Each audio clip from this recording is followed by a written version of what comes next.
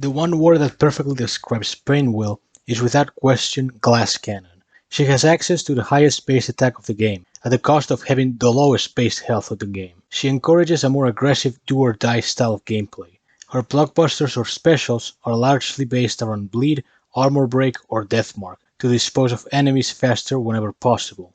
But by far the most important asset given to Painwheel, which gives her considerable defensive potential, is the Marquis of Grudge and Tainted Blood.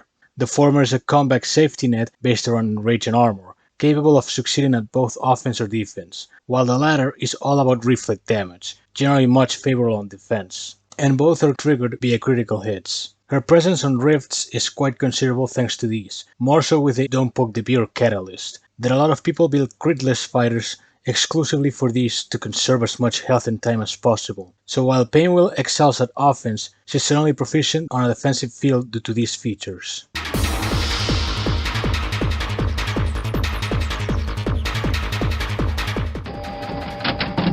Rusty is a beginner's introduction to converting buffs. Anything the opponent may have active will be turned into bleed, working as a direct counter to buff-heavy opponents. It's a pretty good ability, but it has downsides. It won't work against ICU Valentines, and the 10% odds of activating are generally not favorable, but nevertheless, she will give you moderate success on rifts during the mid-game. You tell me, okay? Twisted Metal's ability matches well with the Marquis, as she inflicts bleed when hit with criticals. It's a potentially stronger version of Frayed End, but equally as easily countered. Once again, ICU and Bloodbath can engage her no problem, because they'll gain regen on critical. One advantage, Twisted has Frost Armor compatibility, but she'd need a high amount of health so she can stay on the field as much as possible. ¡Hostia, tío, que no la enchufó! Rage Appropriate is meant to be a comeback defender, with what can be best described as a built-in half-assed grudge for ability. Theoretically, she has a lot going for defense-wise, but unfortunately she doesn't quite make a good cut, despite positives such as access and decent use of Tainted Blood, Frost Armor, and Don't Poke the Bear. It's due to having a lackluster ability that drags her down a lot. Her only positive would be that for beginners she makes a passable first choice, but you'd need to be high on crack to evolve 12 for these fucking things. There you go, Nefarious, I finally referenced you. You fucking happy now? You fucking happy, you piece of shit? Blood Drive is an infamous variant due to how terrible she is. Her issue is being that not only does she have a pathetic 5% chance of triggering her ability, but it inflicts bleed on her. Even after getting buffed for converting all bleeds into enrage with a blockbuster, she's still terrible due to the sheer nature of self-debuff. The payoff is just too low, and pretty much within Painwheel's there's superior options that do what she does to a far superior degree. That was so terrible, I think you gave me cancer! Freaky Friday has become one of the most consistent bleed cheesers in the game. The length of her debuffs may seem short at first, but due to how frequent it can activate with enough crit rate, it's very easy to stack up to 5 bleeds. With Deathmark added to the mix, she's bound to constantly hit hard as fuck. Last, she'll get haste and 5 precision stacks if she gets a kill with a hit above 10% of the opponent's health. Now, much like any bleeder, ISU and Bloodbath are her counters, but thankfully she doesn't have it as bad thanks to Deathmark. Be sure to invest her if you get your hands on her.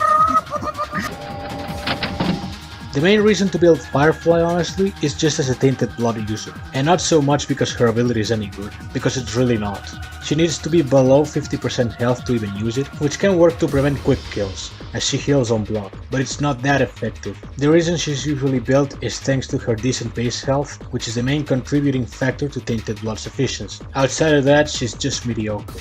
Oh no, a wall. Biting Cold has the scarce property of permanently killing opponents, working as a direct counter to all revival abilities and modifiers. It's excellent during the boss nukes of Air and Light Riftweek. Plus she's like a mix of Robocopy and Flytrap, gaining regen and 50% meter on kill. She has utility for sure, but her weakness is having the same low attack than Firefly, so it's best to make her deal the final blow, not go in as a sweeper. On the defense side of things, she's also pretty decent, again by sharing Firefly's respectable health, but with the bonus of water typing and forcing the player to watch for dead body position. Great package on both fields. Raw Nerv suffers the same fate as Firefly on being a Tainted Blood stick, except with an even worse ability. Granted, there's potential positives to Permanent Haste and Deathmark, but they come so late during her lifespan that they end up being worthless. And while she can pull off the tainted blood stunt fine enough, there's far better options for the job. Really, there isn't much to say about her other than she's too basic and insufficient. Grim Fan shares Runner's stats, but compensates by having a superior ability.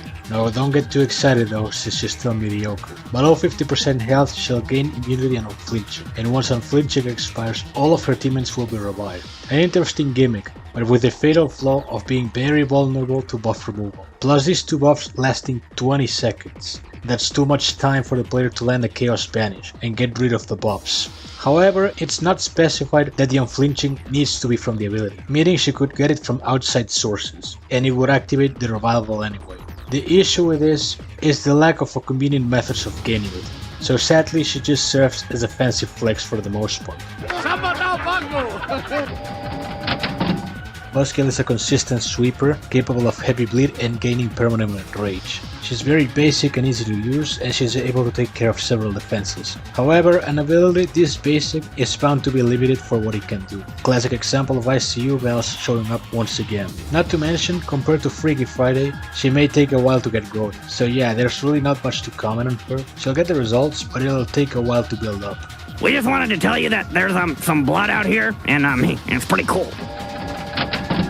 A lot of people have labeled Neuromancer one of the most broken variants in the entire game, but I have to disagree with that. She has ridiculously good utility for sure, being able to repeatedly use tier 3 blockbusters, and on the right hands make proper use of the off-screen kills. But her limitations are usually bound to reflect damage variants and direct blockbuster counters, be it Assassin's Creed or Power Surge. Nevertheless, she's gonna get a lot of shit done, and on defense she also does great, not only thanks to her high base health, but she can pressure the player to act more aggressively if they wish to keep their meter.